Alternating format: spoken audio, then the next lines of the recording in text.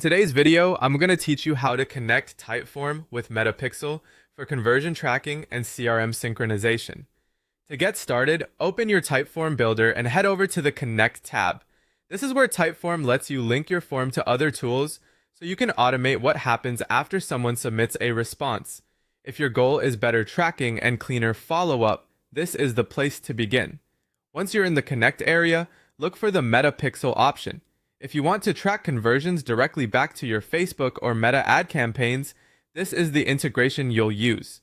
On the other hand, if your main goal is to sync leads into a CRM or pass data through a more customized workflow, you can connect through Zapier or Make instead.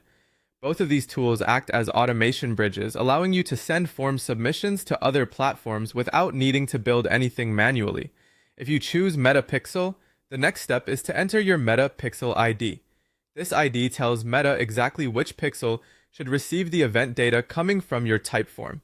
Be careful to paste the correct pixel ID from your Meta setup, because even a small mistake here can cause your conversion tracking to fail or send data to the wrong place. This connection is especially useful if you're running ads and want to understand which campaigns are actually generating leads or form completions.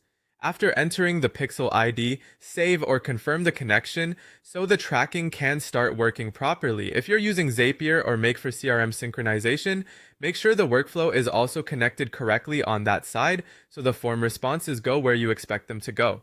A good practice here is to double check that the destination app, event trigger, and field mapping are all aligned before moving on. Finally, test the entire pipeline by submitting a test response through your form. This is an important step because it helps you confirm that everything is working before real traffic starts coming in. After the test submission, open Meta Events Manager and check whether the event appears there. If it does, your tracking is active.